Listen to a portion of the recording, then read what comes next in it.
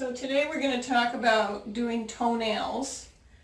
And when I used to do my old dog's toenails growing up, what I would do is take a flashlight, cover it with tape with a hole in the middle, and then I would hold his toenail up, shine the light through it.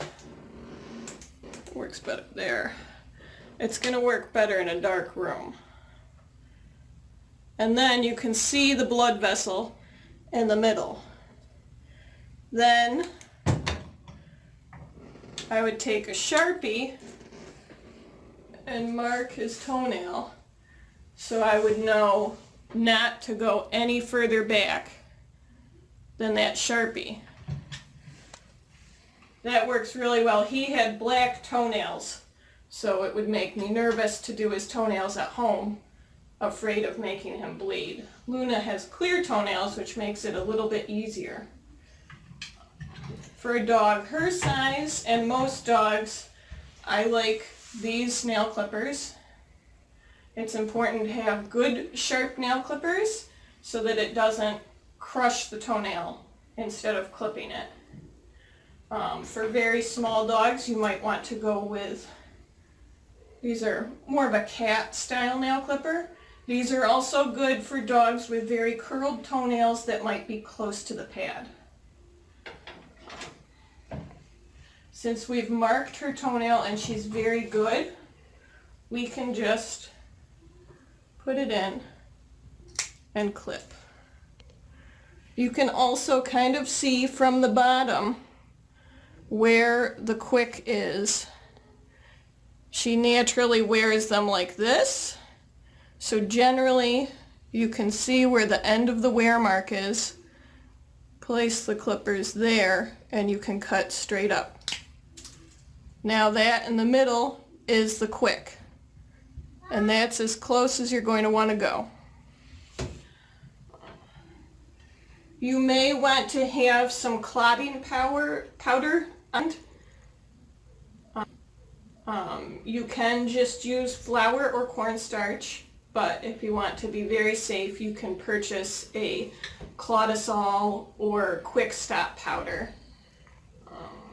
If your dog is not as good as Luna, there are a few different positions you can hold them in to try and be able to get the job done. The back legs, you can support with your arm under the dog. Lift the back leg up. She has a sticker on her pad. And then you're going to look, again, you can see where she's naturally been wearing. And on her, you can see without having to mark it that the quick is down much further. So we just want to take just a little bit off. If it looks dry and powdery in the middle, then you can take more off. If it looks like living flesh or jello, then you're very close.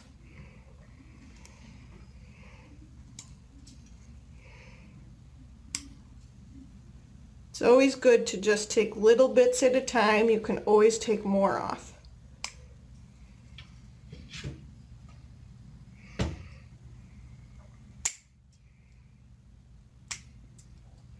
See that one? I can still take more off, but it still looks dry.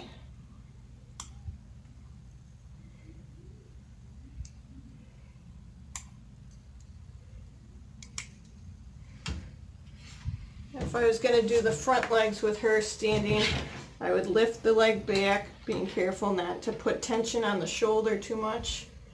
Support it here. The dew claws are very important. Those tend to get very long because they don't touch the ground, so they don't wear down naturally.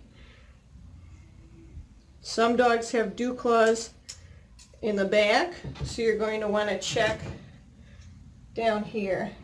And sometimes they're very small and dangly. So you can see the two that we already clipped. This one can be a little bit closer.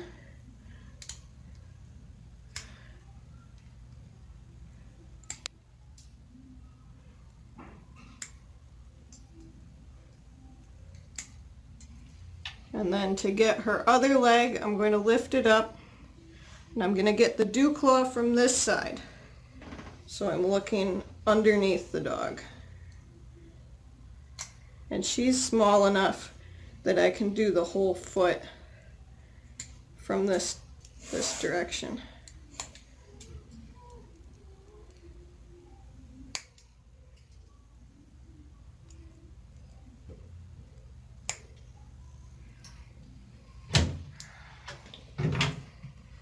She did a good job.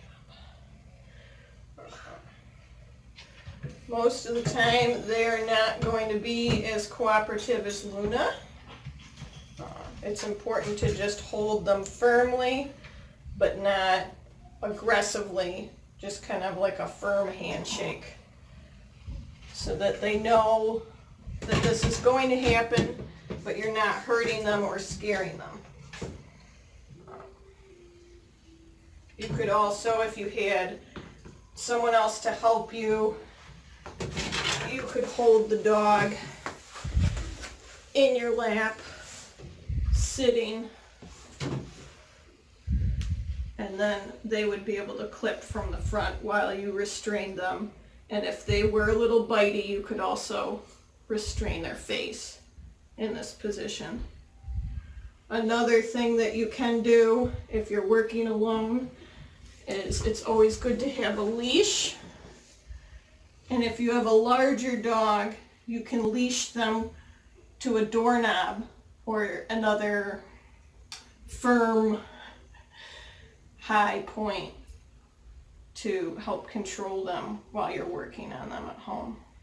There's also positions you can do on the floor.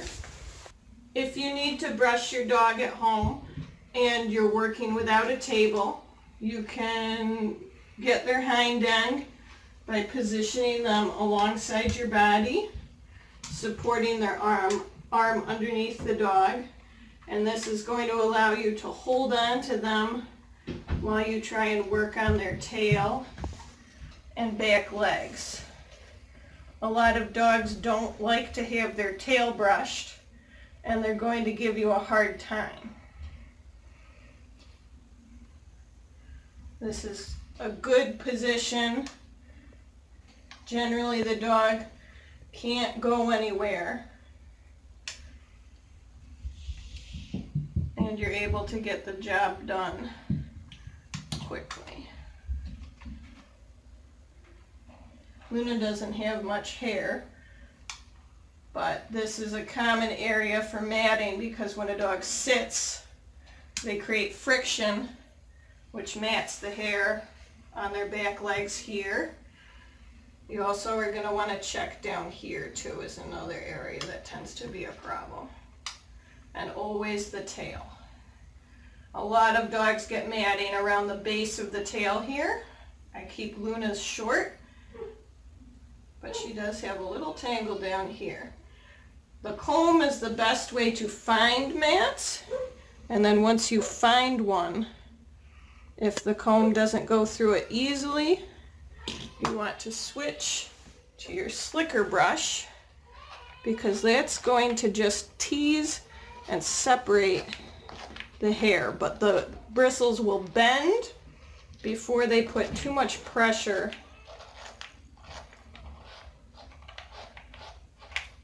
Try to hold the hair away from the skin, because if you do this on yourself, if you do a whole bunch of times, you're going to create skin irritation. So you want to brush the hair, not the skin.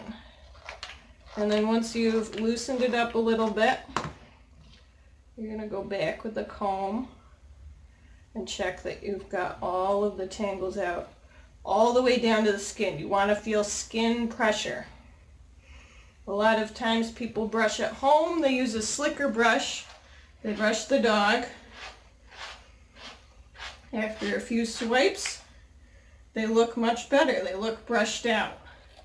But if you follow up with a comb and get all the way down to the skin, you're going to find those tangles that you miss with the slicker brush.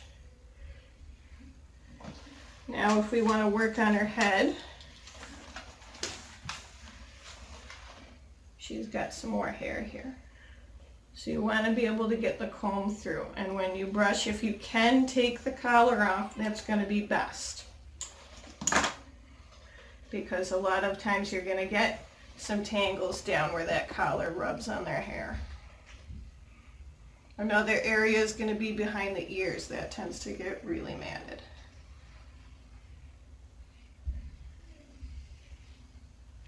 So everything needs to have the ability to get the comb through it, and that's how you get the nice fluffy haircuts that you want.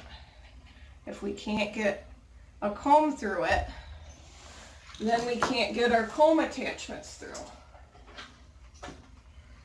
If we can't get the comb attachment through, then we can't get that nice length that you want. We have to go shorter and shorter till we can get underneath the matting.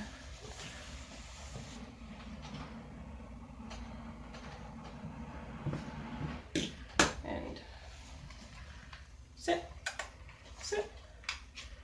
And the front legs you want to get up in the armpits here, and the chest.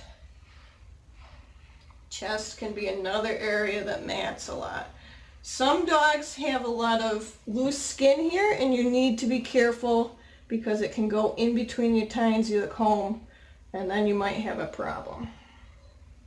So you kind of want to go from the middle out, so that if you're going straight down, that's when you want to make sure that you get the elbow is another area where we get a lot of matting, because when they lie down, that tends to be a spot that causes friction. And then in the armpit. In the armpit might be hard to brush, but that is an area that when we get back to work, we can shave that out and it won't be too noticeable.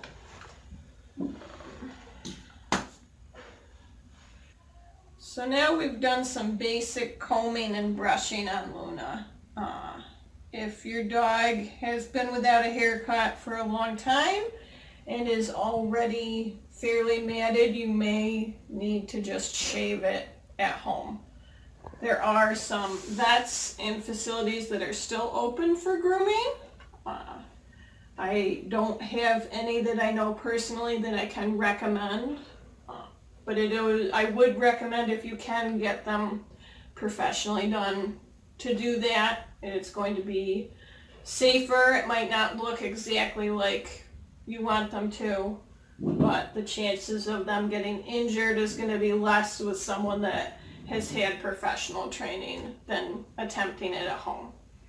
If you do need to try and get the job done at home, I can show you some tools to do that.